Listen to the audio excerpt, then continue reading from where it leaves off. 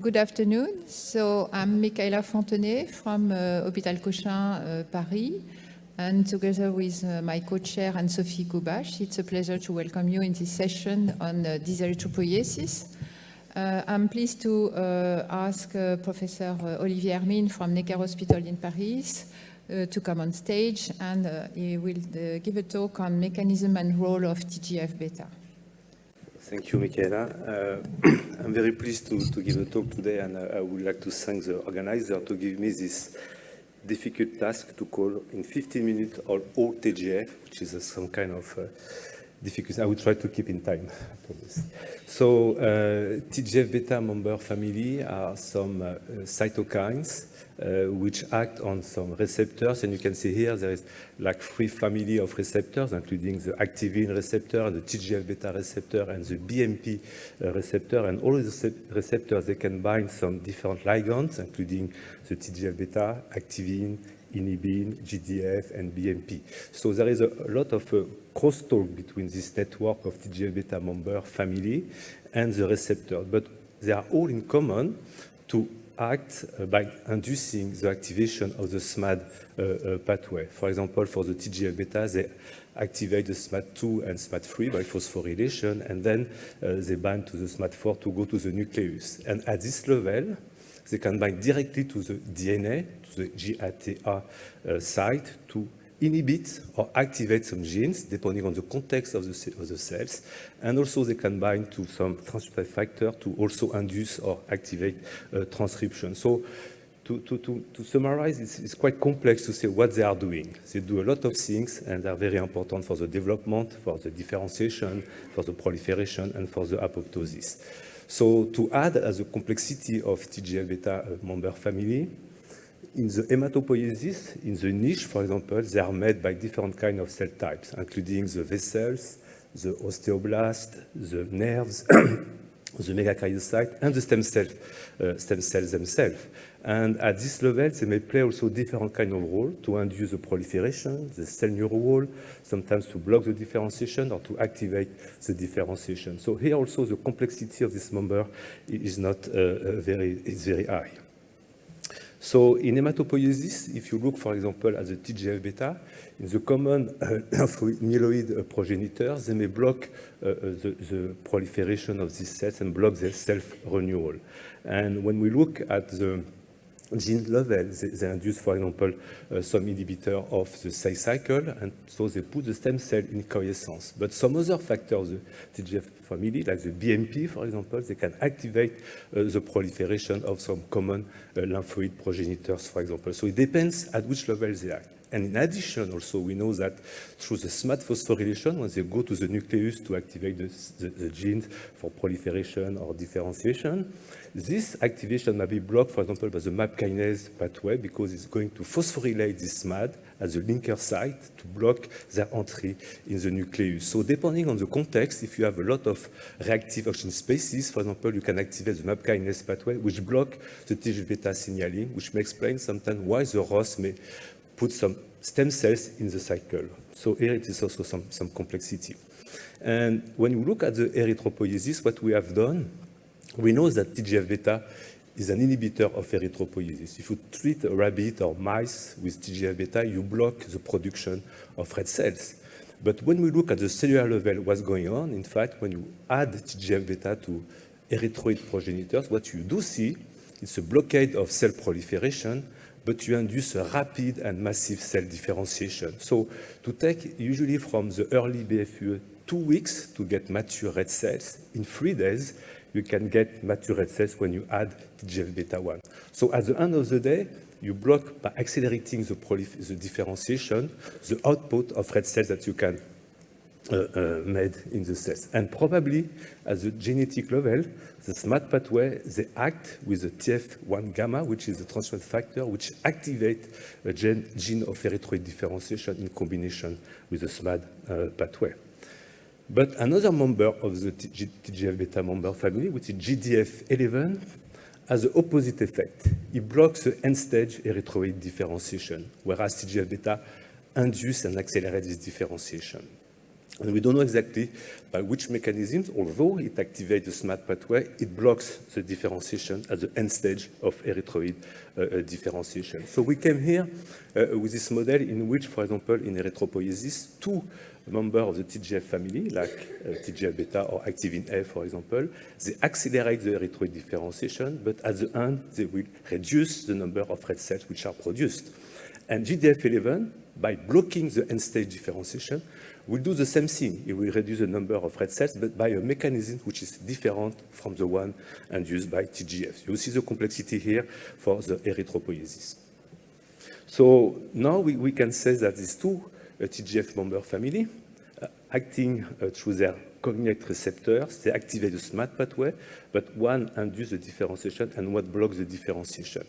And actually, we don't know what is the exact mechanism by which these two ligands, by inducing the SMAD pathway, one block and one induce the erythroid differentiation. And we're working currently on this topic to understand what's going on at this level. But taken together, you see these two factors block erythropoiesis by two different mechanisms, acceleration or blockade of differentiation. So what is ineffective erythropoiesis? And you know the classical model of ineffective erythropoiesis is like early erythroid progenitors proliferate and survive, but at the end of their differentiation, they die by apoptosis, and at the end of the day, you have less red cell produced in the peripheral blood. And in this typical model of MDS, we know like a somatic mutation may acquire in some progenitors, which induce the proliferation, eventually the apoptosis of end-stage erythroid differentiation. And we know at this level, what might be very important is the iron metabolisms, because we know that this mutation, they may induce erythroferron, and an expansion of the erythroid progenitors, and iron overload may induce some ROS species, which may in turn induce some mutation. And these mutations, they may lead to the transformation in leukemia. And we have seen this morning also that some of these mutations, they may generate some monocytes, which are inflammatory monocytes, which may lead to some complication and particularly cardiovascular disease. So it's very important to control of this process in ineffective erythropoiesis. And you can see here in this classical model in which the reactive oxygen species, they may induce cell proliferation, they may induce some mutations, but also, as I said before, they may block the TGF pathway. So if you have too many ROS, you may induce the cell cycle of stem cells, which may induce their exhaustion and eventually their transformation because of the mutation induced by the ROS. And you know that when you treat patients with iron chelators, as you can see here in this retrospective study, it has been shown that you increase the overall survival of this patient by two mechanisms. The first one is to reduce the transformation into acute leukemia, or delay the time to transformation, but also, in addition, you reduce the death by cardiovascular disease, probably because you reduce the ROS level by using iron chelator. So to look at the mechanisms and the clinical application of the TGF in ineffective erythropoiesis, we have worked on thalassemia. And in thalassemia, you know, like the excess of alpha chains in beta thalassemia induce the proliferation of early erythroid progenitors, and at the end of the day, you have apoptosis. So we have a typical model of ineffective erythropoiesis, and the consequences of this ineffective erythropoiesis, it's a hyperplasia of erythroid compartment, which is very high in thalassemia, much higher than in MDS, leading to bone deformation, for example. And also it produces erythroblasts, some factors in the peripheral blood, like erythroferron, which induce the decrease of the expression of hepcidin, leading to the iron overload in this patient. But we know also that this erythroblast, which is a very high number of cells, may produce some factors which may have some systemic effect, but also some effect on the erythropoiesis itself. So we look at the expression of TGF member family in thalassemia, and we found out that GDF11 is highly expressed in patients with beta thalassemia, and some of this GDF11 came directly from erythroid progenitors. So, you know, we came to discuss at that time with Celgenes, we developed a trap of TGF beta member family, two actually, the sotatercept, which trap GDF11, GDF8, and activin A. and the luspatercept, which trap GDF8, 11, and also activin B, and in some extent BMP6. So when we treat mice with thalassemia, as you can see here, both trap induce an increase of hemoglobin level in these mice and a reduction of ineffective erythropoiesis. So when we look in vitro to see by which mechanisms this trap was working, we looked at monoclonal antibody to inhibit GDF11, activin A or activin B, and as you can see, only the monoclonal antibody directed against GDF11 was able to restore the end stage of erythroid differentiation, as you can see here. So here too, we can see that GDF11 block the end stage erythroid differentiation.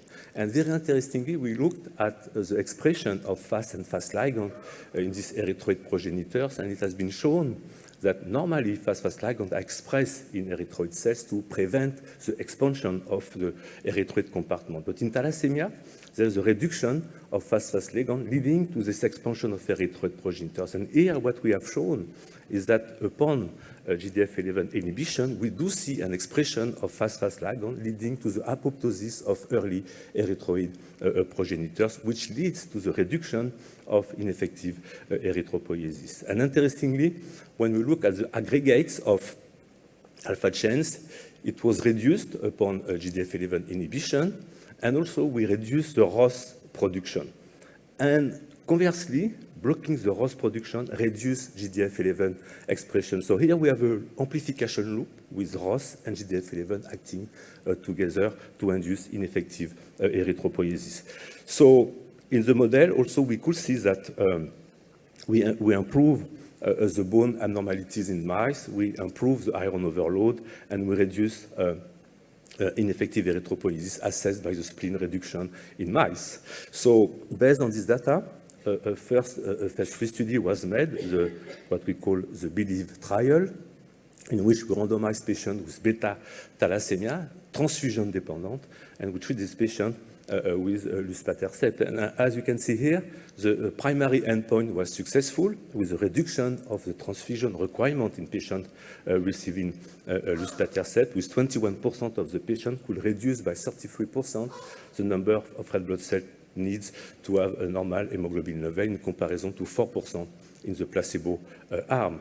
But something what's very interesting in this population is that we could reduce significantly the ferritin level, as you can see here, in the treated patients when compared to the placebo, which may lead at the end of the day to the better outcome of this patient, because we know they died of iron overload.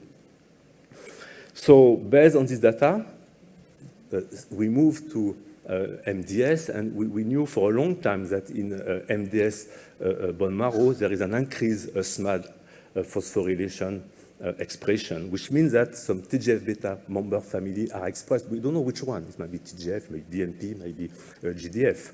And this one was due to the inhibition of SMAD7, which is an inhibitor of the SMAD pathway as a consequences of a microRNA expression, which reduces the expression of SMAD7. So all members of TGF-beta might be amplified because the inhibitor of the SMAD pathway is not anymore expressed in MDS progenitors.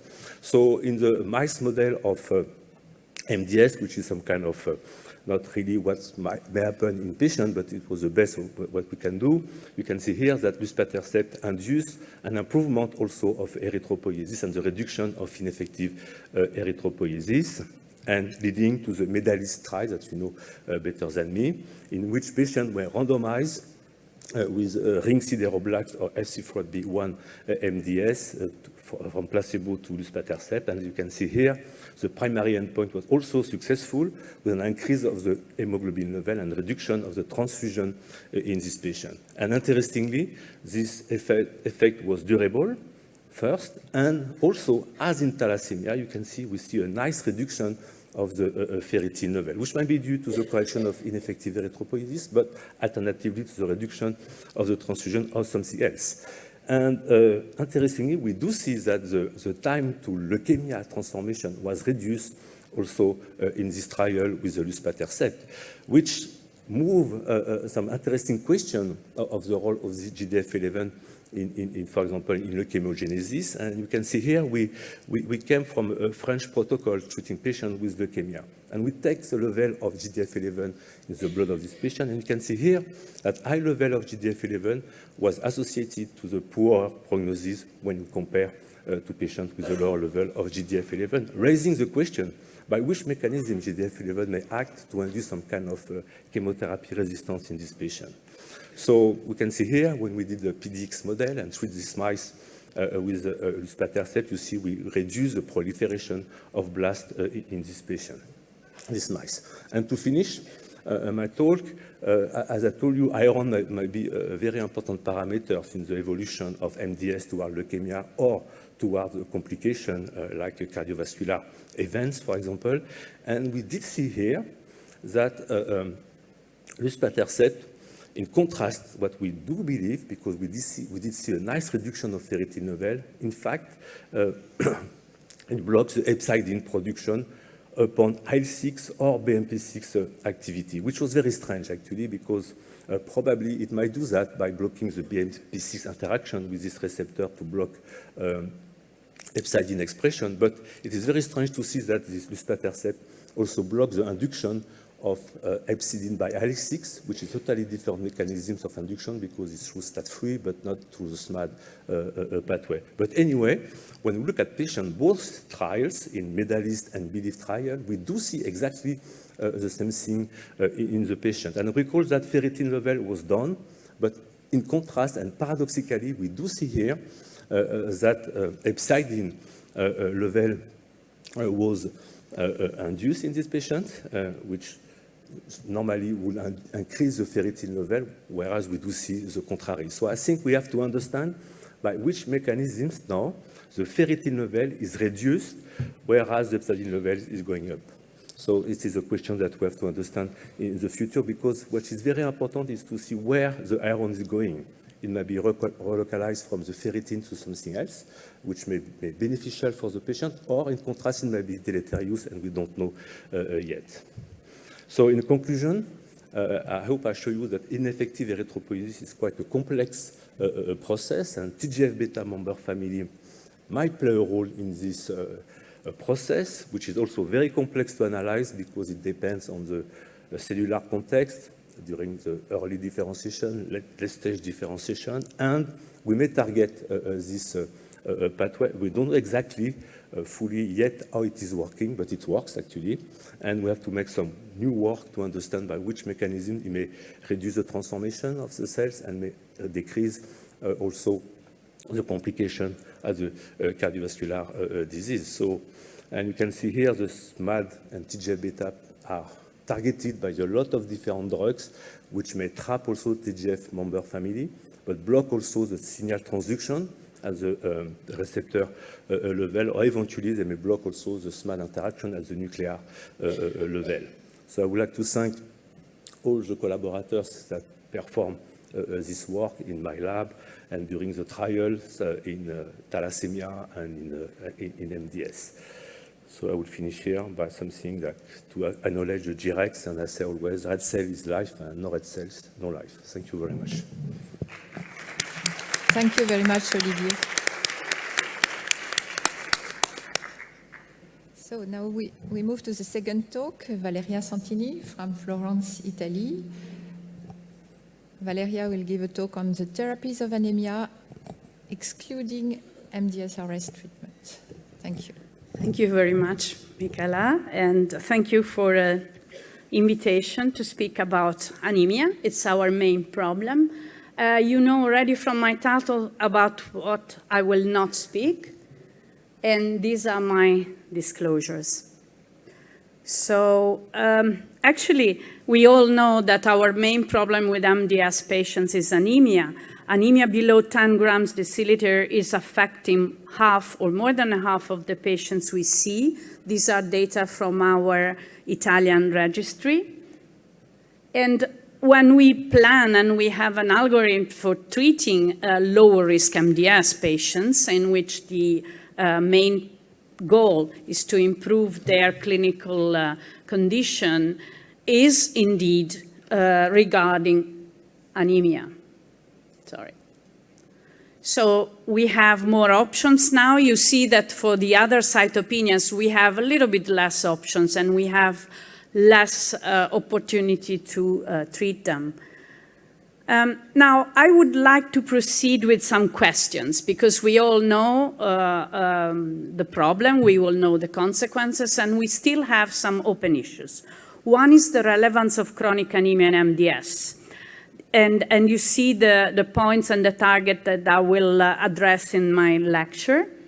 So the relevance of chronic anemia. So I try to resuscitate all the data, but what I want to stress immediately is that anemia shapes the symptoms and the severity of the disease sometimes, affecting then the cardiac system and the renal system and everything in our elderly patients.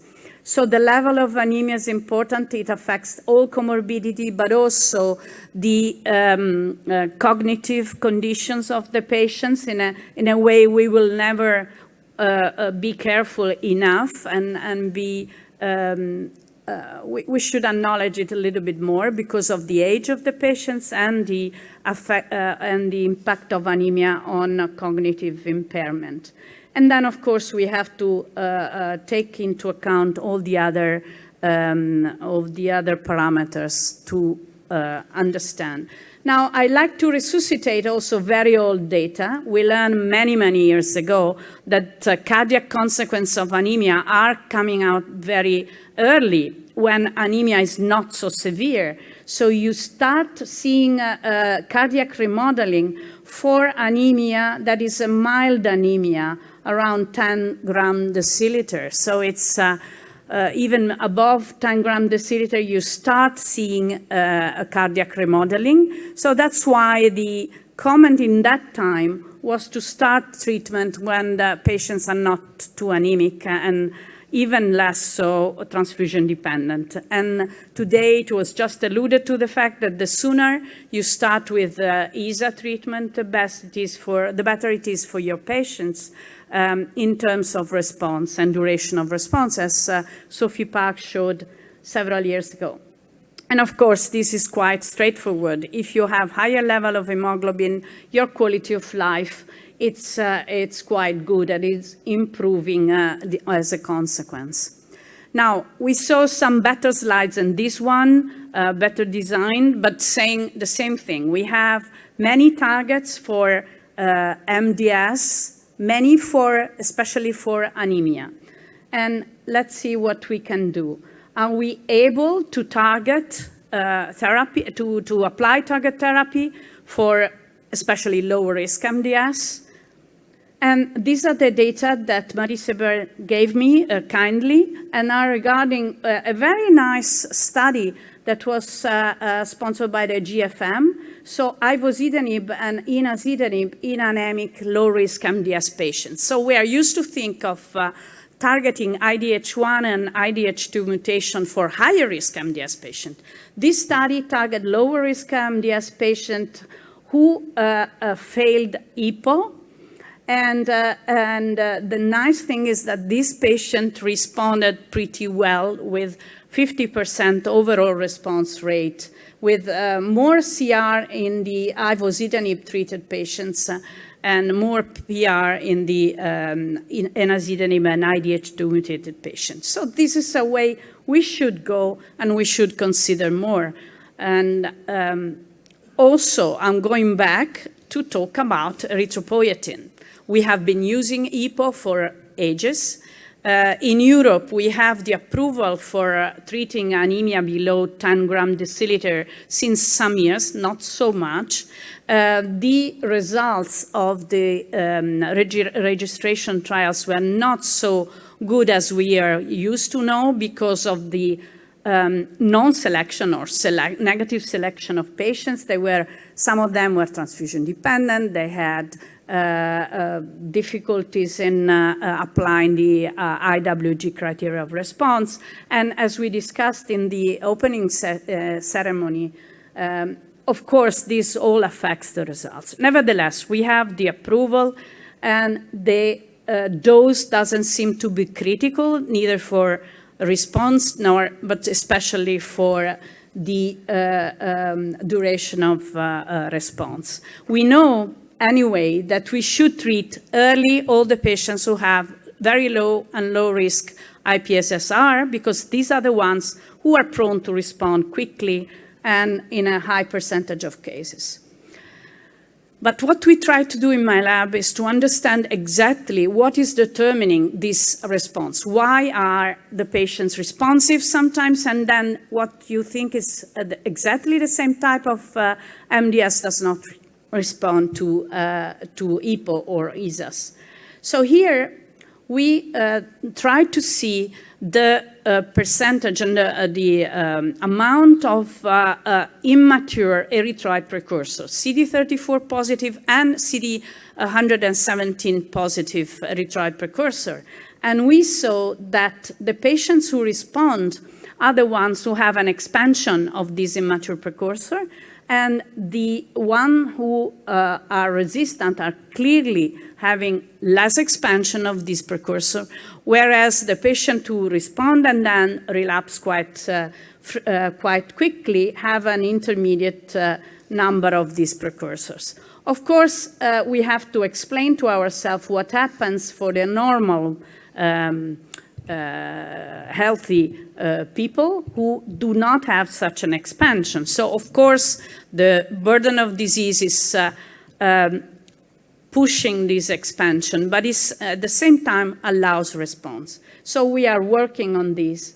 And today there was a little bit of discussion about response and IPSSM. Sophie Park asked about it. We are busy evaluating this aspect. But what I can tell you now is that in these 150 patients we analyzed, the number of somatic mutation correlates with the response. So again, the patients who in green, who are long responders and respond well, they have the lowest number of mutation and also a smaller variant allele frequency. So the burden of mutation seems to be lower from compared to that of short responders and resistant patients. So these are data that should really be taken into account when we consider treating patients with ESAs. Again, what did we do when we had no optional tools for anemia? We tried even lenalidomide in non-DEF5Q. Okay, some response. We are used now to better response, but a subset of patients was actually achieving transfusion independence longer than 8 weeks in more than 40% of cases. And these were the patients with lower EPO levels and that received ESAs before. So these patients were also carrying a mutation on DNMT3A and E8H2. And this patient had a trend of better response, whereas the patient with ASXL1 mutation did not seem to be responsive to this treatment at all. And this was, of course, as a consequence, also showing an advantage in survival in the patient who carried DNMT3A mutation. And the same was demonstrated by the GFM group in a study with LAN plus EPO. So these are also the first data with luspatercept. I'm not talking about MDS-RS. I'm just mentioning that in the first pilot study by Uwe Pletzbecker, also non-RS patients were treated and there was response. Of course, then it was clear that these were the patients with better response. But we will hear in ASCO and EHA the data about commons, that is including MDS-RS and non-RS patients treated with luspatercept. And what is interesting to know that in a very small study by Ramicom Roci, the patients who did not respond to luspatercept without SF3B1 were treated with a combination with ESA, and unfortunately none of them, although the number is very limited, did respond. So what are the consequences of relieving anemia? I will be quick on that. This is a new thing, considering overall survival improvement in lower risk patients. We never did it seriously, but if you relieve anemia and you obtain transfusion independence, even with lenalidomide, you can prolong survival in non-del(5q) and del(5q) patients. And of course, again, quality of life is really improved by increased levels of hemoglobin. Now, what is the role of hypomethylating agents? We still have a lot of doubts, but we treated, again, this is a sort of archaeological itinerary in anemia, in MDS. So many years ago, we treated the lower risk MDS patient in Europe with azacitidine. I got a lot of critics because of this, but indeed, some of them were really responsive and they would respond for a good period of time. Now, we know from the work of Ken Figueroa that methylation in lower-risk MDS patient is also perturbed, but in 2/3 of the cases, the DMRs are in fact showing a hypomethylation more than a hypermethylation. Oral decitabine, very good response in lower-risk MDS anemic patients. Quite a good response of oral azacitidine as well in patients with anemia and thrombocytopenia. What is the price for this myelosuppression that we are used to handle, but still these patients do experience myelosuppression with decitabine and azacitidine oral formulation. We will have more data about that. So what are the new approaches? Of course, we have other drugs with other mechanism of action. We know that imetelstat has a complete different mechanism of action, inhibiting telomerase activity. And in the phase 2 trial, 38 patients who did not receive any other treatment but ESAs and became transfusion dependent were achieving 42% of the cases transfusion independence.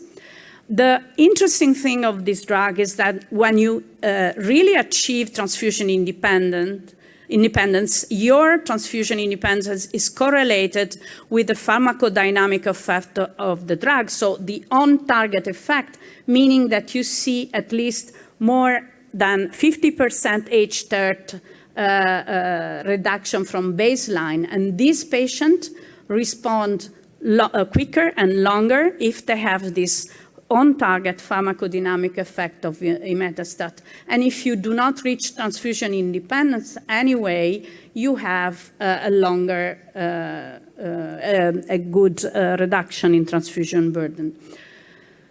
What is another new thing? Not only the on-target correlates with the response, but apparently when you do respond to imetelstat, especially with a long transfusion independence, in 1/3 of the case longer than 1 year, you also have a reduction in the burden of mutation, in this case SF3B1.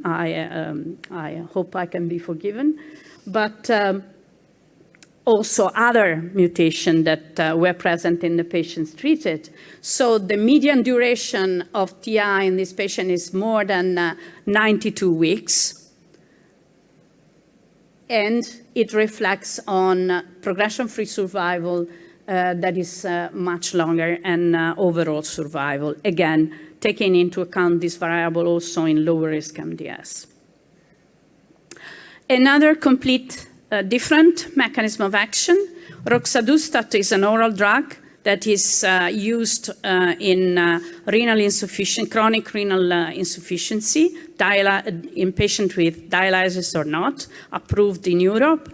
And it's blocking the HIF prolylic hydroxylase. That means that it sort of allows HIF-alpha to act and allow gene transcription, a little bit like we have in a physiological condition of anemia, increasing EPO production and decreasing hepcidin level. You already heard something about it this morning. So roxadustat is approved for anemia and chronic renal insufficiency, but in MDS,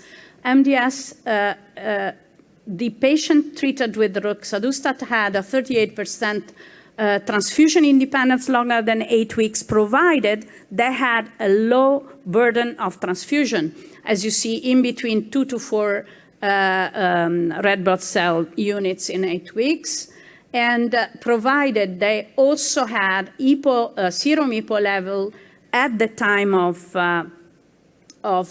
before treatment below 200 or in between 200 and not above 400.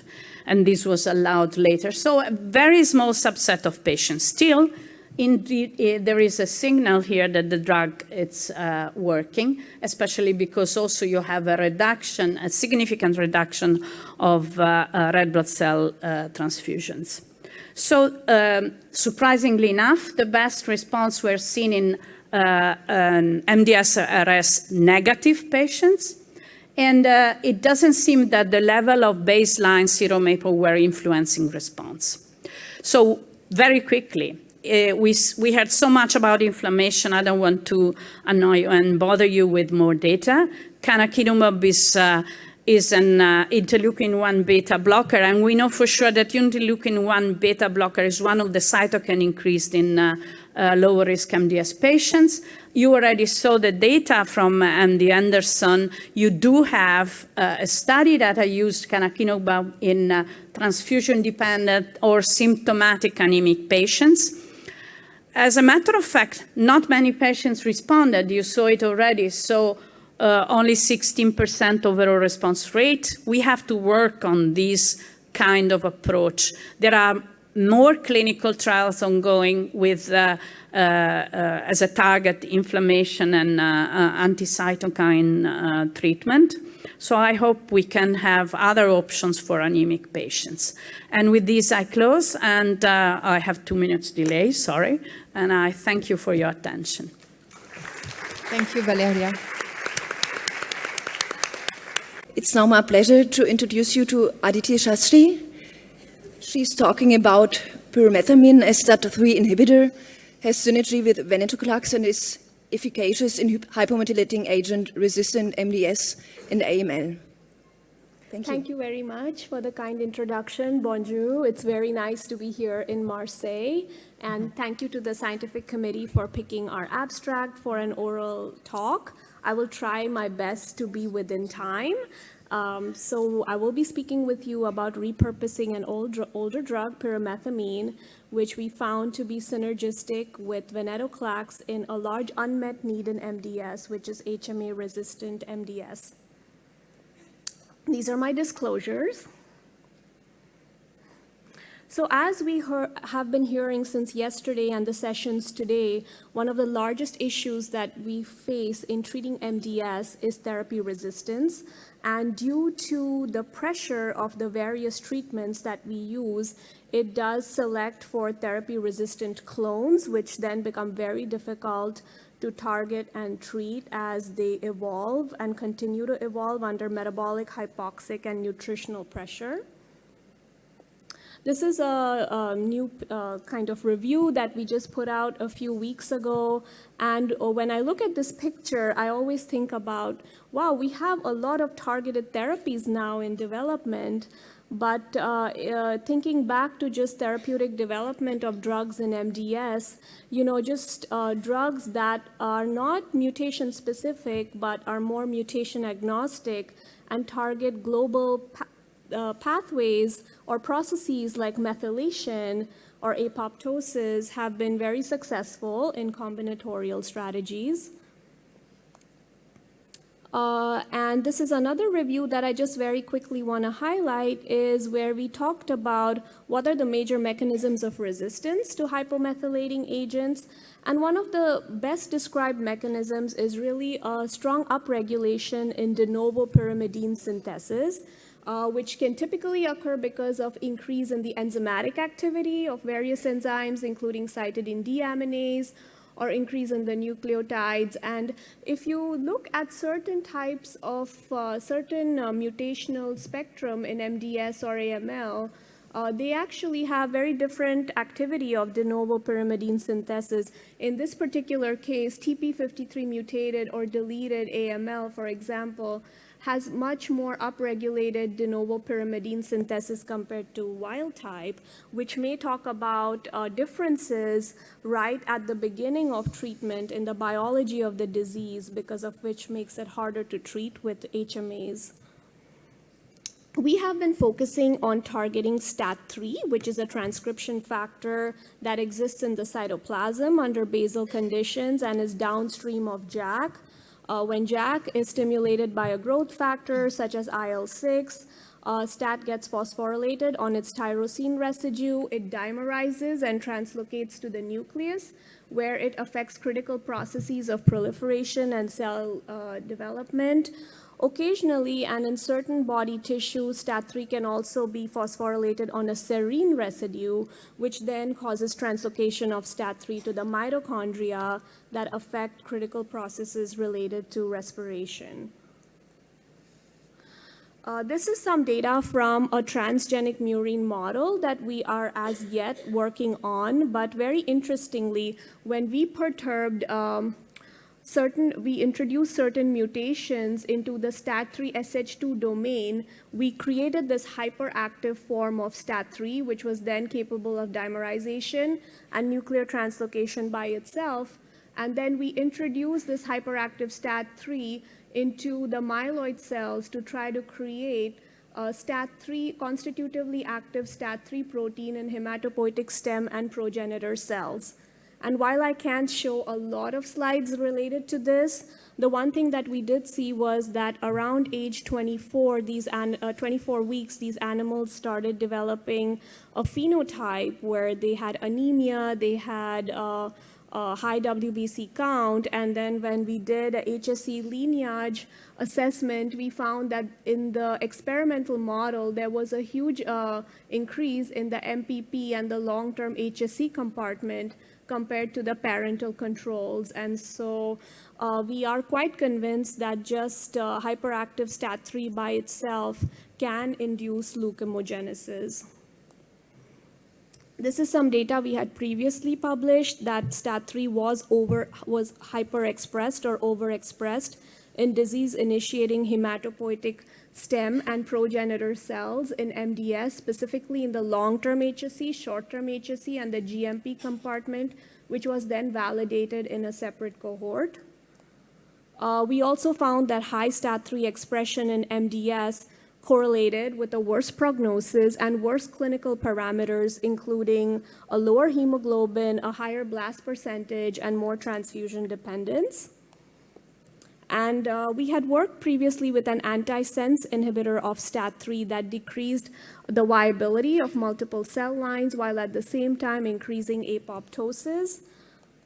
We saw the same effect in primary patient samples, patient-derived xenografts, and a very interesting offshoot of this work was we saw very strong correlation of STAT3 with the anti-apoptotic protein MCL1, which has been strongly implicated in therapy resistance, especially after venetoclax treatment. And after antisense inhibition of STAT3, we found that MCL1 levels were also downregulated.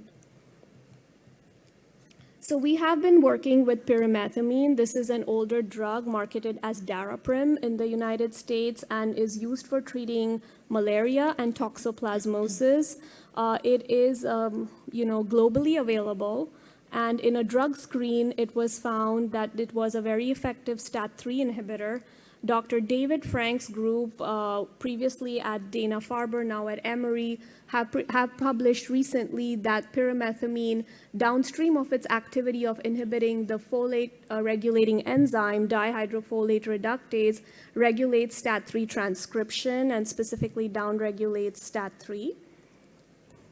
And hence, we wanted to see if pyrimethamine would be a promising therapy in MDS. So first, we worked with multiple leukemic cell lines, including the MDS-L cell line, where we saw a very nice dose-dependent decrease in cell viability, and we saw a strong increase in apoptosis, including in the MDS-L cell line. We also looked at various other STAT3 associated genes, and we did see that there was influence, and pyrimethamine altered the expression of MCL1, also in a dose-dependent manner. We also looked at the efficacy of pyrimethamine in multiple primary patient samples, and while the FACS plots might be hard to see, one of the things I wanted to point out was we did see that there was improved myeloid differentiation, maybe more pronounced in low-risk MDS. However, we are working with more primary patient samples to look at this specific effect. We then did an in vivo study assessing pyrimethamine versus placebo given by oral gavage over 4 weeks. And the cell line that was used here was THP1. And actually, I really like to show this picture because it's quite dramatic. You know, in the pyrimethamine-treated bone marrows, we actually see a restoration of normal hematopoiesis, whereas in the control marrows and spleen, we found them to be packed with blasts at the end of the experiment. We also found that the pyrimethamine treatment led to decreased leukemic engraftment in these models. We then started looking at the expression of STAT3 in venetoclax, a resistant cell line that was generated in our lab, and we found that there was increased expression of STAT3. We also looked at STAT3 expression in hypomethylating agent resistant cell lines, and we found that this expression was increased. And then we decided to combine pyrimethamine treatment with azacitidine and venetoclax in the HMA and venetoclax resistant cell lines. And what we saw here, which I want to point out, was that pyrimethamine and azacitidine had a nice additive effect in HMA resistance, but pyrimethamine ven appeared to be very good, very suggestive of synergy in HMA resistance as well as in a ven-resistant cell line. We then did some drug synergy analyses where we found that pyrimethamine-aza combination might be additive, but then the pyrimethamine-venetoclax is likely to be synergistic.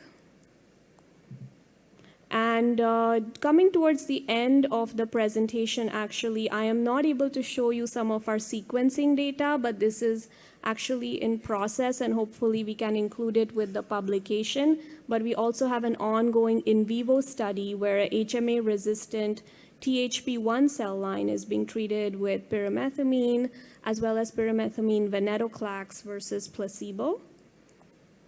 And so just to conclude, STAT3 is a transcription factor that we believe plays a role in leukemogenesis and is upregulated in MDS and AML, hematopoietic stem and progenitor cells.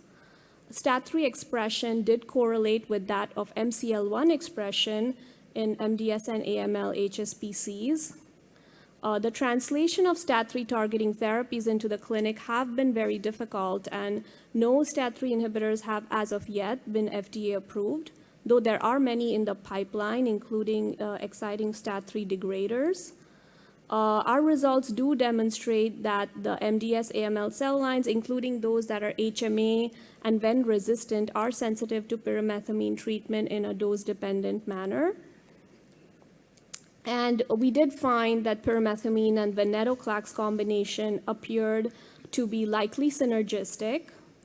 And our current findings do support that pyrimethamine synergy with venetoclax could be a potential therapeutic option for patients with MDS and AML after prior therapy with hypomethylating agents.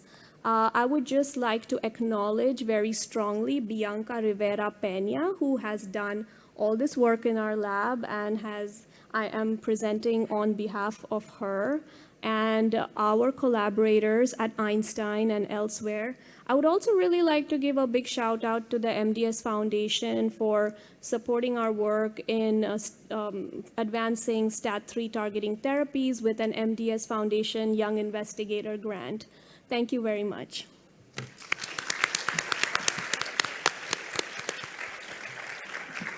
We thank you for your great presentation.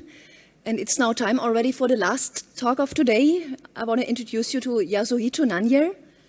He comes from the University of Tokyo, and he will talk about post-azacitidine clone size predicts long-term outcome of patients with myelodysplastic syndromes and related myeloid neoplasm. Thank you. Thank you.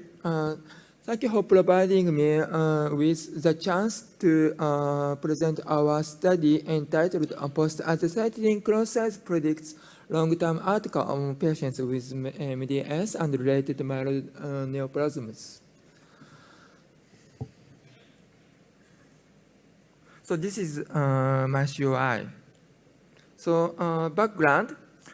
Azacitidine is a standard therapy for patients with higher risk MDS. However, only a small portion of the cases achieve complete remission. IWG criteria is widely used for evaluation of response.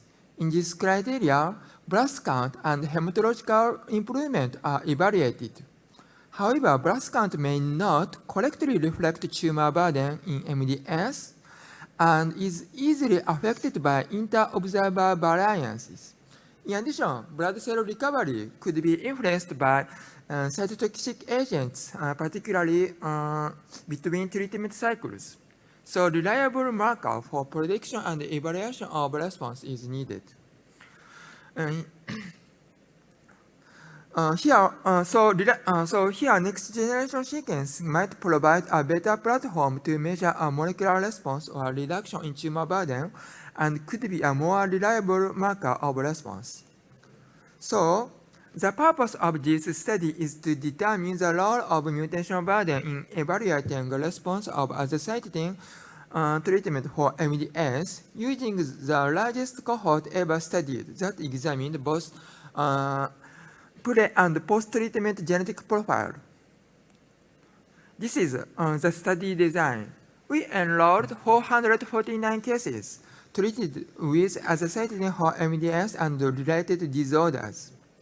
Genetic profile was examined both pre- and post azacitidine treatment with targeted capture sequencing, and we explored their impact on clinical outcomes. We first investigated the factors associated with initial response. In univariate analysis, multi-hit TP53 mutations, complex karyotypes, 70p-LOH, and deletion in 5q were associated with better response, while mutations in ASXL1 and STAG2 predicted poor response. In multivariate analysis, multi-hit TP53 mutations, higher karyotype risks, ASXL1 and STAG2 mutations remained in the model, although none was statistically significant. So this is a summary of this analysis. Next, we assessed post-treatment clone size and explored its impact on response to azacitidine. We found that the size of major clones after treatment showed a strong correlation with IWG response in general. But there were some exceptions. For example, 7 cases showed large clones even after achieving CR. Among them, 4 had subclones that shrank after treatment, but had residual major clones represented by TIT2 in 3 cases and DNMT3A in 1 case mutations, which are commonly seen in clonal hematopoiesis, suggesting that these cases likely represent a divergent clonal hematopoiesis after azacitidine treatment. Patients who showed poor IWG response had a large clone size after treatment in general. However, these 10 cases showed a small post-treatment clone size. Interestingly, his plot analysis showed that many of these cases had germline DDX41 variants, accounting for 8 of 10 cases. This indicates that clone reduction of somatic mutations does not correlate with response in DDX41 mutated cases. We detected 140 mutations newly acquired during azacitidine treatment. And overall, patients with newly acquired mutations were less likely to achieve good response and tended to have a shorter overall survival. However, their impact on response depended on the affected genes. Specifically, new clones with mutations in PPM1D and tended to have a favorable response. Here, we focused on the cases with new PPM1D mutations because most cases had favorable response. Of interest, many of newly emerging PPM1D clones were detected in patients with TP53 mutated clones. Single-cell sequencing analysis showed that TP53 and PPM1D mutations affected distinct cell populations. This is further supported by the serial analysis with more than 4 time points of genetic tests showing that TP53 and newly acquired PPM1D clones demonstrated reciprocal pattern in their clone size changes. Considering the fact that PPM1D mutations are implicated in the downregulation of p53 pathways, these results suggest the presence of a common selective pressure that favors both TP53 and PPM1D mutated clones, of which PPM1D clones expanded after the TP53 mutation clones were expelled by azacitidine treatment. 85% of the cases with somatic DDX41 mutations represented major clones. Of interest, the size of these DDX41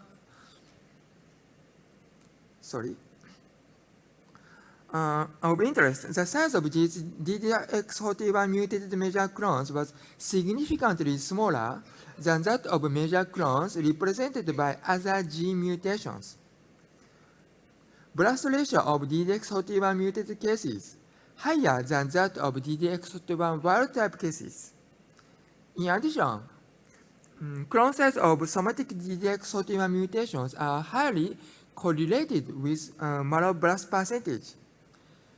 Taking these results together, we present an interesting feature about the somatic mutations of DDX41 and the blast phenotype of MDS cells.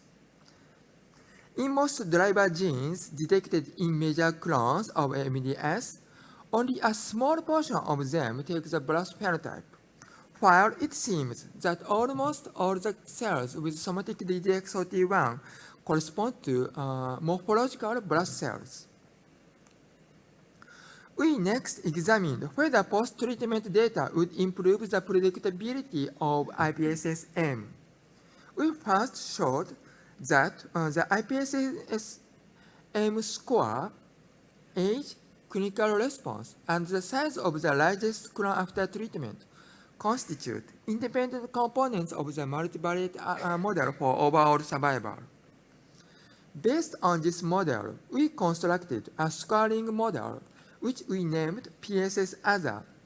This novel model clearly stratified this cohort in terms of survival. We showed a stepwise improvement of predictability of these models, as demonstrated by increment of Shin-Eden's score from IPSS-R to IPSS-M further to PSS-AZA.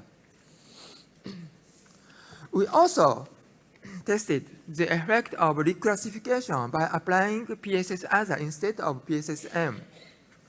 The IPSS-M high-risk cases shown in the blue line and very high-risk cases shown in red line are recategorized into subgroups with significantly distinct overall survival when PSS-AZA model was applied. The effect of clone reduction of achieving longer survival was also examined for TP53 mutated cases, since TP53 mutated cases are notorious for dismal outcomes, even with allogeneic stem cell transplantation. So this is the swimmer's plot of TP53 mutated cases who received transplantation. 6 cases were progression-free after a median follow-up of 24 months. Notably, all 4 cases in which the mutated TP53 clone size decreased to less than 0.1 remained in CR or marrow CR for 2 years.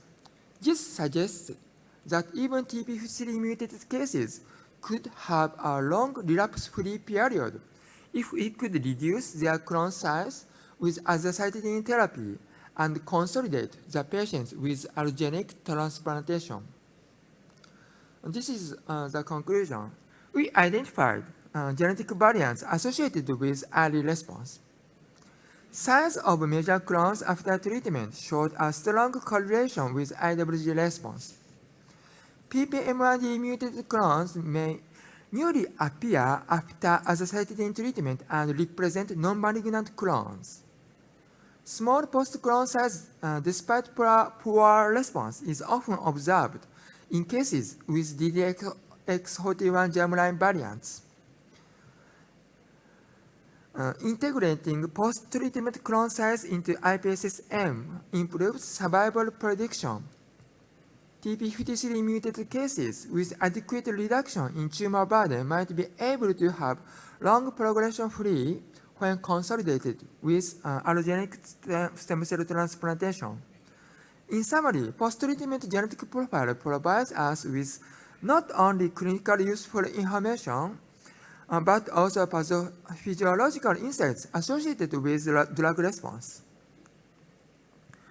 We'd like to take this opportunity to show our gratitude to our collaborators, especially Karolinska Institute and JAL-SG. Thank you for listening.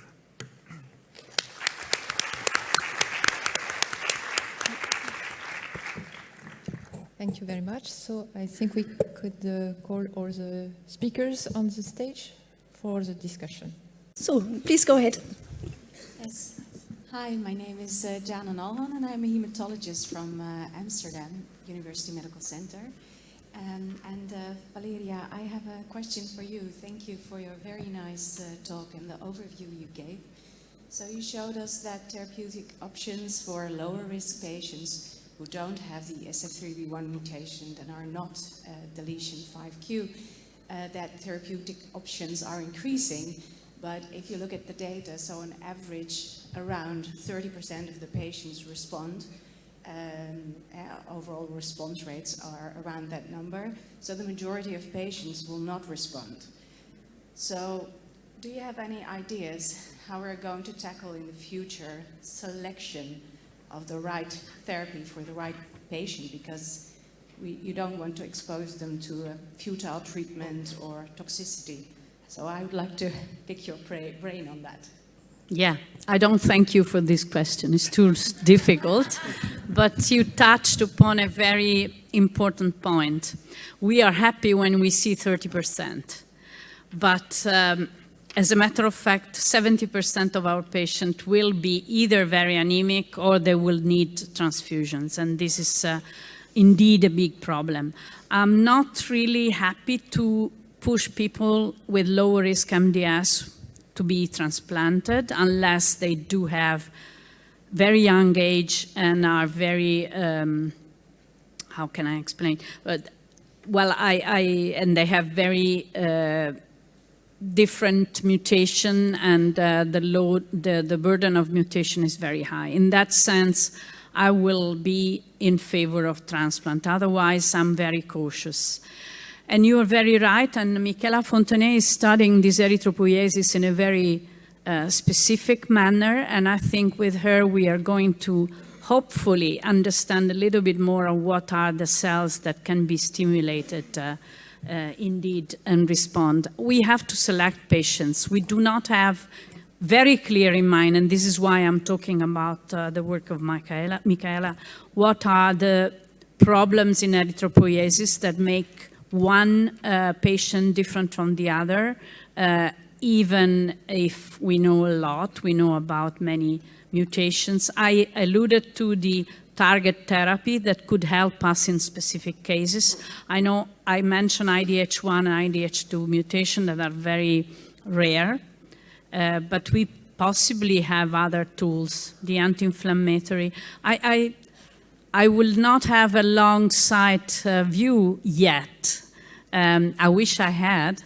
Then I could write a wonderful project for all our patients. But I think you're right. We are still, we have to be optimistic, but we are still in deep waters, let's say. Thank you. My name is Hua Liu from Fontenay University, Shanghai. And I would like, I listened to several excellent talks about the anemia in the MDS. I would like to share some of our experience using adaptive immunotherapy to treat MDS patients, received remarkable improvement for anemia. For example, we have a patient, 20 years old, and 5 years after the diagnosis, needed a blood transfusion. And within 4 months, totally received 4.3 liter or more than 20 units of the blood.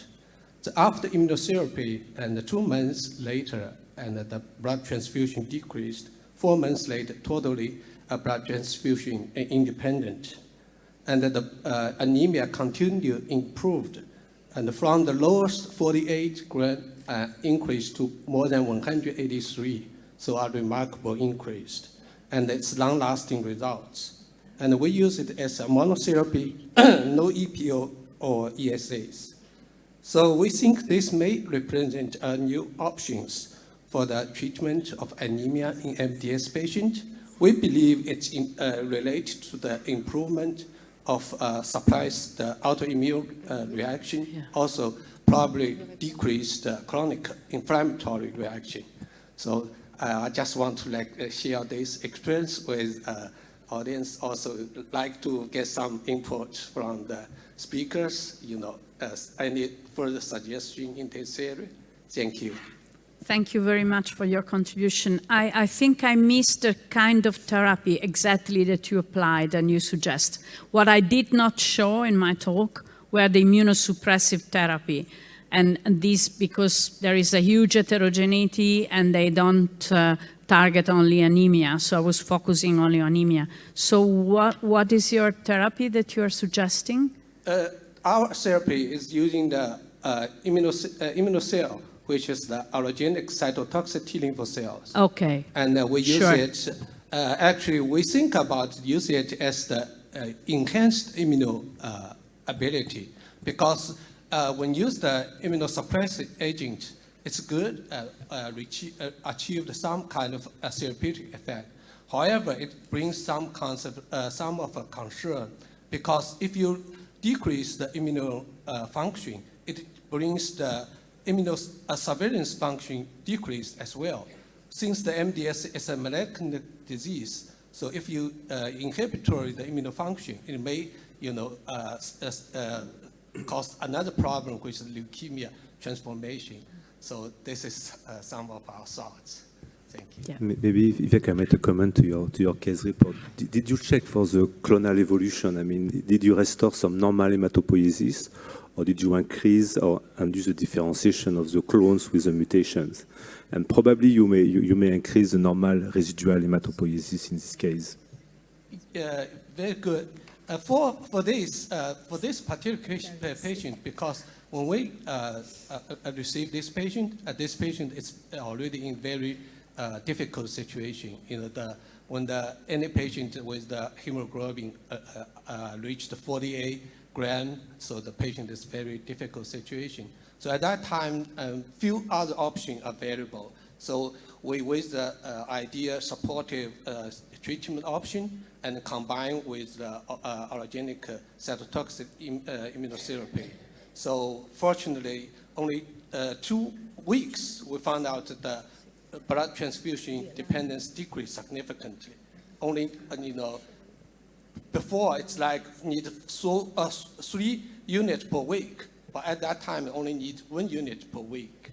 So per 2 weeks. So afterwards, we saw that the hemoglobin increased significantly. So fortunately, this kid, the general condition also improved significantly. Actually, this is a college student, And before after he got this disease, he dropped off the college examination. So after that, she retake the exam and passed, admitted to the college and finished the college 4 years. So I think it's quite encouraging results. Thank you very much for this contribution. There is another question there. Hi, I'm Yu Hong Wang from Taiwan. Just a quick question to Nasuhito Nanya-sensei. Thanks for the beautiful presentation with your data. Just a quick question regarding the slightly higher response rate in your cohorts where TP53 mutant cases has higher response rates. Yes. What's your thoughts? Because it's a bit counterintuitive to what we see in clinic. Response rate is high, but in most of the cases, patients relapse within 3 or 4 cycles. So my recommendation is to transplant the patients while in molecular remission, but the timing is very difficult. We actually conducted a prospective trial whether this strategy is very useful or not, and the result is that it was very difficult for most of the patients to be transplanted in the best timing. Thank you very much. May I add one thing? We frequently see a very quick response in complex karyotype and TP53 mutated patients, the problem being that they immediately relapse. So it's counterintuitive, but it's an experience that we all have. Thank you. Because we already reached our time limit, it's only time for a short question, please. Okay, so it's a more mechanistic question to Olivier. You mentioned several ways to target GDF11 and also all the pathways, the TGF-beta pathway. Could you find a way to target GDF11 overproduction itself? Do you understand the mechanism? Is it just through the accumulation of early progenitors, or you could target it more specifically? It's a good question. What we have seen in vitro and in mouse model, might be that the overexpression of GDF11 rely on ROS, reactive oxygen species, and if you could reduce this one, you may reduce the expression of GDF11. Okay. Maybe if I can, I have a very short question for the last speaker to add. You mentioned clones with PPN1D mutations that expand after treatment, and you said they are non-malignant clones. What do you mean by non-malignant clones? Oh. Maybe I missed it, but what do you mean? I mentioned non-malignant clone because it represents a distinct clone other than TP53 mutated clone that usually coexist in these cases. Thank you. Olivier? Yes, I have two short questions. The one is rely on the pyrimethamine treatment, because by blocking the folic acid pathway, you may induce anemia in these patients. So did you try in vitro, for example, if you use other DHFR inhibitors, if you see the same effect, or is specific to pyrimethamine? And if you want to treat your patients, you may use only in patients with high-grade MDS to kill the blast or leukemia, but and what dose you use also? Thank you so much for the question. Yeah, so actually when we started working with the STAT3 inhibitors, pyrimethamine was a drug which was much more easily available to me than any others, but you're absolutely right. Given that it has such a strong, thankfully reversible anti-folate effect, folate toxicity is something that we would anticipate, with the treatment. And, I think it, at least in the murine models, when we coupled with, say, venetoclax or azacitidine, we didn't see any significant toxicity. But of course, this is something that would definitely be concerning in a clinical trial. And perhaps a case can actually be made for like concurrent folate supplementation to prevent GI toxicity and other types of toxicity with pyrimethamine. And then to answer the other part of your question, I mean, I think this is something we are seeing with other STAT3 inhibitors that we are using as well. So I think it is a class effect. So with our antisense STAT3 drugs or with the STAT3 degraders, we do see that they actually have efficacy in this therapy-resistant setting, and they do have synergy with venetoclax. And this may be because they are able to overcome that high levels of MCL1, which is prompted by chronic venetoclax therapy. Thank you. Very last Very question. short question. And we You stop show in this. your models that the forks are impaired in SF3B1 MDS. Did you look at the p53 expression? It is increased to explain maybe the lack of differentiation and apoptosis in these cells. Yes, you mean during the differentiation, Yes. is there an increase of the... No, we didn't look at it. You No. may expect to see some p53 induction because of the DNA breakage, and it might explain, at least in part, why you don't I get- think the default we observe of the fork and indeed the single strand DNA exposure is very mild compared to what is observed in SRSF2 and U2EF1 samples, mutated samples. So it's possible, but we may check. Thank you. So it's time to close the session, and thank you, the speakers and all of you for the questions. Thank you very much. So now it's a poster session.